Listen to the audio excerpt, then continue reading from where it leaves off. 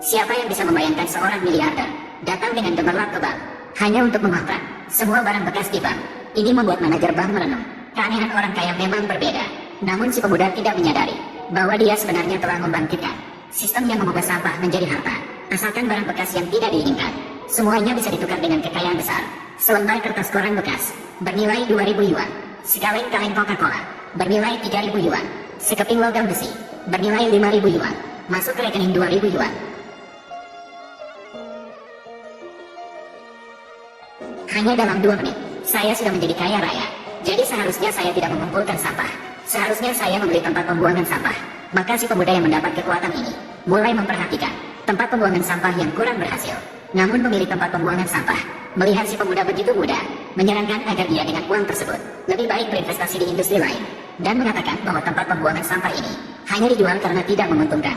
Namun pemuda itu sangatlah mantap untuk membeli tempat sampah ini. Ini seketika mendapat penghargaan dari bos, lalu memberikannya diskon 2.000. Sayangnya, pemuda itu baru ingat saat itu bahwa dia tidak punya cukup uang saat itu. Jadi dia ingin berdiskusi dengan bos, menjual terlebih dahulu, kemudian membayar. Untung bosnya juga orangnya ceria, tidak hanya setuju dengan permintaan pemuda, tapi juga mengizinkannya membayar secara cicilan. Namun pemuda baru saja menandatangani perjanjian transfer, langsung berlari ke tumpukan barang bekas di samping. Sampai-sampai bos mengira pemuda itu adalah orang yang malang. Ternyata sangat peduli dengan barang-barang bekas ini. Jadi dia menghentikan pemuda itu, ingin memberinya diskon tambahan 1.000. Tapi tanpa disangka, uang masuk ke akun 1 miliar, kau miliaran. Aku baru saja menyesali seorang miliaran, memberikannya diskon 3.000, tepat 3.000 yuan. Dan pada saat itu, pemuda juga menyadari pikiran bos.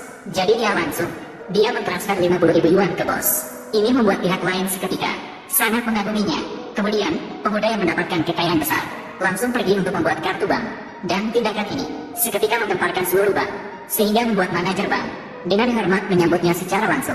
Kejadian ini kebetulan dilihat oleh sahabat dekat pacar pemuda. Maka dia segera memberitahukan hal ini kepada pihak lain, mengklaim bahwa pemuda mungkin memiliki status yang luar biasa. Namun pacar baru menyadari ketika sampai di bank bahwa pemuda hanya mengumpulkan sampah di sekitar bank.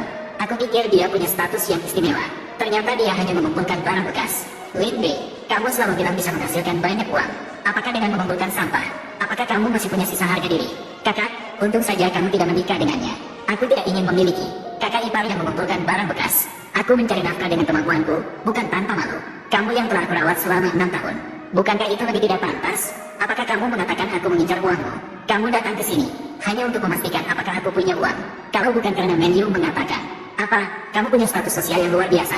Kamu pikir aku akan datang menemuimu? Hasilnya, kamu hanyalah seorang pengumpul barang bekas. Aku seharusnya tidak memiliki harapan apapun padamu. Harapan Miss Zhou, aku tidak bisa menanggungnya. Kamu tidak punya uang, tidak punya kemampuan, dan tidak bisa memberikan hidup yang aku inginkan. Kenapa menyalahkan aku? Kalau kamu punya sedikit harga diri, sebaiknya pergi sekarang juga. Ini tempat kerja sahabatku. Jangan membuatku malu. Urusanku tidak ada hubungannya dengan Miss Zhou. Jadi begitu, kamu melakukannya dengan sengaja. Kamu ingin menggunakan namaku untuk meminta sahabatku memperkenalkanmu pekerjaan, benar kan? Kamu salah paham. Kalau bukan karena kakak Mengyu di sini, kamu bahkan tidak bisa mengumpulkan sampah dari Bank Kitian. Sampah-sampah ini cukup untuk menjual 200-300 kan. Aku diundang oleh manajer Bank Kitian. Aduh, manajer Bank Kitian akan mengundangmu. Kapan? Mengumpulkan barang bekas juga bisa membuat manajer terkejut. Bisnis besar, pelanggan ditangani oleh orang lain. Semuanya adalah tingkat miliarder.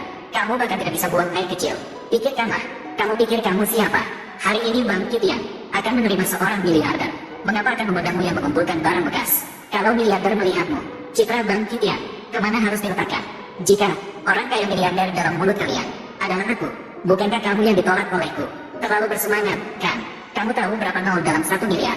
Pernahkah kamu melihat 1 juta dalam hidupmu? Berani sekali bicara seperti itu. Aduh, keamanan bank itu. Seseorang sengaja membuat masalah di sini. Cepat usir dia sekarang juga.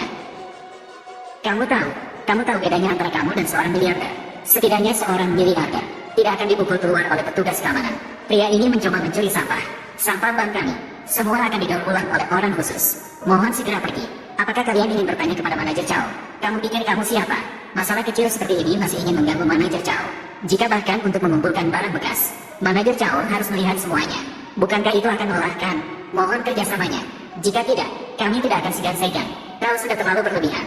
Lihatlah betapa tenangnya kamu. Pasti hatimu sudah panik. Kalau kamu keluar sekarang, masih bisa menyelamatkan sedikit harga diri. Yang harus pergi adalah kalian, kakak petugas keamanan. Dia mencuri sampah dari bank. tidak bisa dibiarkan begitu saja. Benar, panggil polisi, tangkap dia. Saya yang menyuruhnya mengumpulkan sampah. Menu, kamu adalah sahabatku. Bagaimana membantu orang ini? Hui Min, berikan belas kasihan kepada orang lain. Kalian pergi dulu. Biarkan saya yang menangani masalah ini. Lin Mei, sampah-sampah ini bisa saya berikan padamu.